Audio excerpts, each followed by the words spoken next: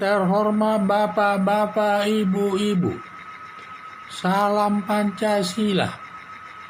Bapak-bapak, Ibu-ibu yang melihat video saya ini, tolong jangan lupa subscribe, like, dan di-share.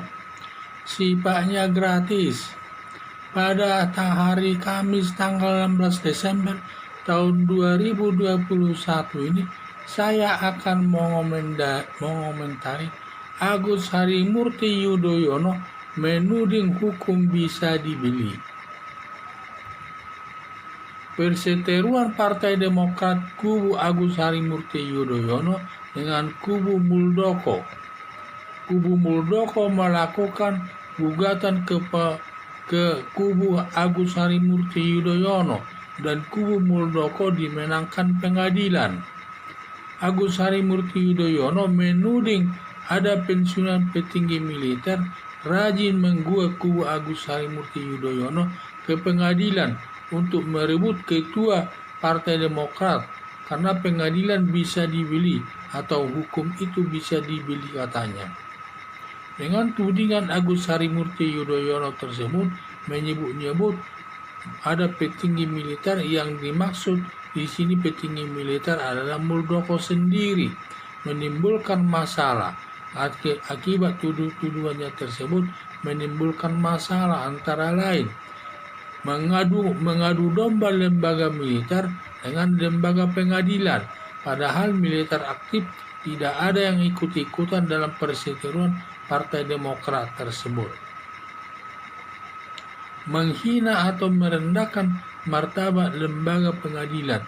Kalau menjatuhkan hukuman harus ada uang, padahal lembaga pengadilan dalam menjatuhkan hukuman berlandaskan hukum dan tidak boleh berpihak kepada siapapun. Dan pengadilan dalam menjatuhkan hukuman harus ada yang kalah dan yang menang, tergantung pembuktiannya. Bila pembuktiannya kuat akan dimenangkan hakim. Sebaliknya bila pembuktiannya lemah dikalahkan hakim. Ada dugaan pembuktian yang dimiliki kubu Muldoko lebih kuat, maka hakim memenangkan kubu Muldoko.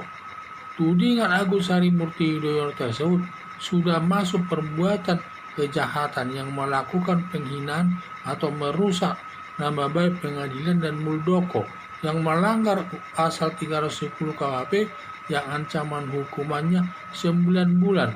Bisa diterapkan Undang-Undang ITE yang ancaman hukumannya 6 tahun.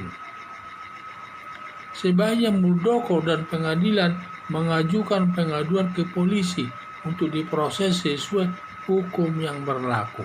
Karena dalam kasus ini tidak boleh dilaporkan, karena itu harus sifatnya pengaduan, karena ini penghinaan. Karena dalam perkara pengaduan ini harus diadukan harus diadukan secara langsung orang yang disakiti. Dalam hal ini pengadilan dan Muldoko harus mereka yang mengadukannya, dan tidak boleh diwakilkan kepada pengacara atau kepada orang lain, dan harus mereka, karena dalam delik aduan ini rasa sakit hati orang itu berbeda. Ada orang dihina, apa lonte tidak sakit hati, karena daripada saya nanti mengadukan diproses dipanggil hakim dan lain sebagainya. Tetapi ada orang dituduh lonte, langsung mengajukan pengaduan ke polisi karena dia tidak bisa menerima pernyataan tersebut. Itulah bedanya. Makanya dalam delik aduan ini, di mana yang disakiti atau dihina tersebut harus dia langsung mengajukan pengaduan itu kepada polisi, sehingga polisi memproses perkaranya tersebut, dan tidak boleh diwakilkan kepada pengacaranya ataupun kepada teman-temannya dan keluarganya dan sebagainya. Harapan saya Muldoko dan pengadilan segera mengadukannya ke polisi agar tidak terjadi masalah yang sama di kemudian hari. Karena saya lihat ini Agus Harimurti Yudhoyono ini gampang-gampang saja dia ini menuduh-nuduh orang lain yang tidak baik. Itulah yang saya lihat, seperti dia menyatakan bahwa karena Partai Demokrat ini sering sekali sekarang ini bersengketa antara kubu Agus Harimurti Yudhoyono dan Muldoko tersebut. Nah, karena saking seringnya itu dia menuding di mana Muldoko ini mengajukan gugatan kepada kubu Agus Harimurti Yudhoyono dan kebenaran kubu Muldoko dimenangkan oleh hakim.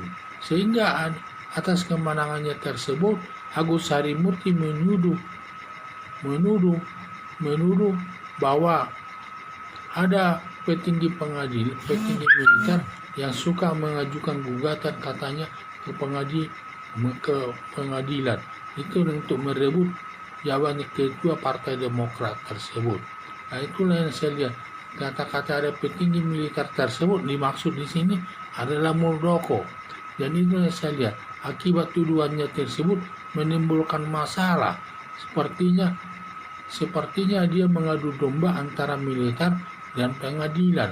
Padahal militer yang aktif tidak ada satupun yang berhubungan dengan Partai Demokrat tersebut. Di samping itu juga